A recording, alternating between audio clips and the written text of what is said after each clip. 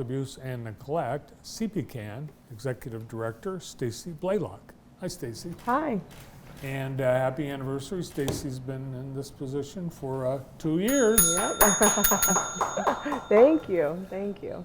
Happy to have been there for 2 years. I really like the job. I like what we're doing there, so I'm loving it. Great. Well, this month is a significant month for your agency. It is Child Abuse Prevention Month. Mm-hmm. And someone hearing that would say, shouldn't every month be Child Abuse Prevention Month? Yes. Of course. Yes, but it's more about the awareness. It is. It's about raising awareness, and there has been a shift too, just on a national level and a state level, to really focus not just on prevention, like we need to prevent it, but what are we doing to prevent it, and really creating stronger families, stronger communities, through education and support. So I love that they're kind of shifting to that, just because I think sometimes people don't know what to do to help, and if we can show them small ways they can help, and what that looks like to have a stronger community that supports families, then we're doing our job. So yeah, I think we have been maybe conditioned as a society to see evidence of child abuse, or to be able to report incidents of child abuse, and yeah, we don't want it to get to that point. Right, we want it to, when we see parents who are stressed, we see parents who don't have their needs met, who may need some help and support coming alongside them, instead of being like, oh, well, that's on you, or it's not my problem. You know, we can prevent it and help those families before it gets to that point. All right, for this month, there are a number of things happening, and one, it's the big one tomorrow. The big one tomorrow. So we always do every year to kick off Child Abuse Prevention Month. We gather at the park across the street from our facility and plant pinwheels. Zoe from MDHHS and the Honorable Judge LaFlamme are speaking, as well as myself.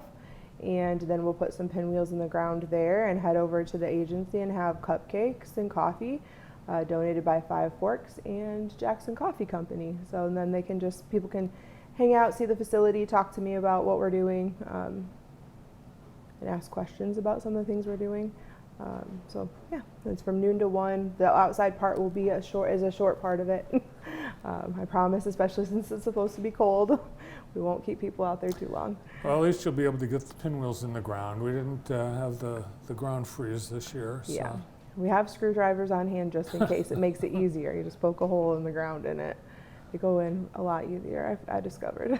Yeah, we'll see that park planted with the pinwheels, but they can be planted anywhere. They can, yeah. We actually have a few businesses who have them.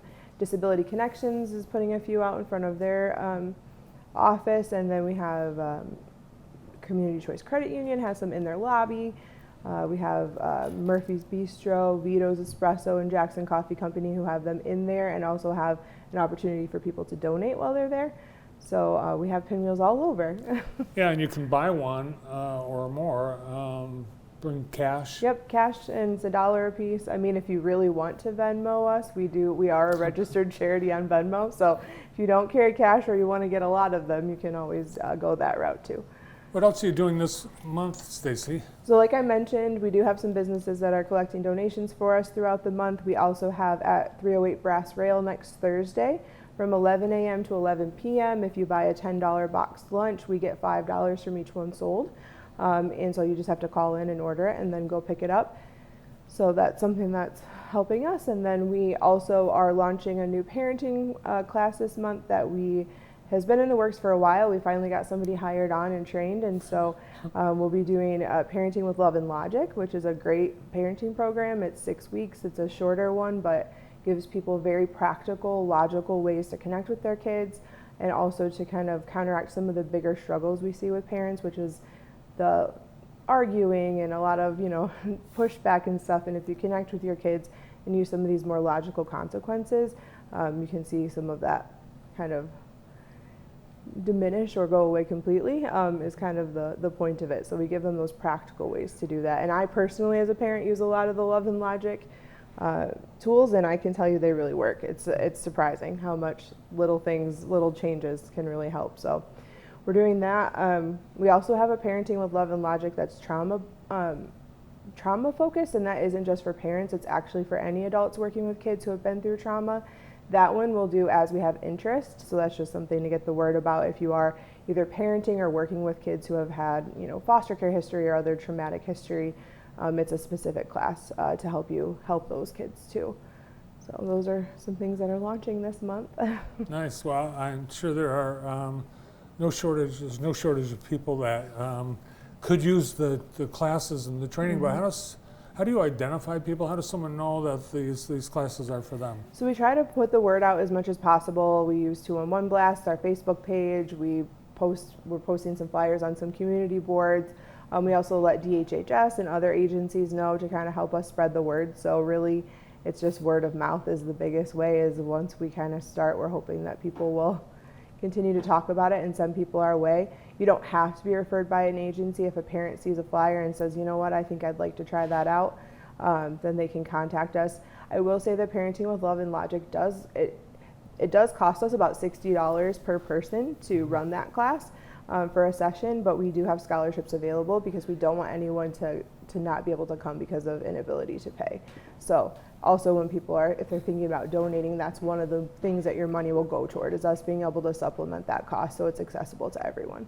So you can pay a scholarship for somebody. CPCANJackson.org is where all this info is.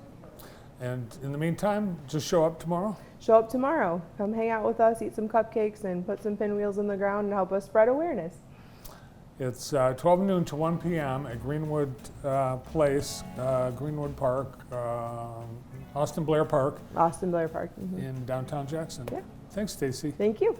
From the Council for the Prevention of Child Abuse and Neglect, Executive Director Stacy Blaylock.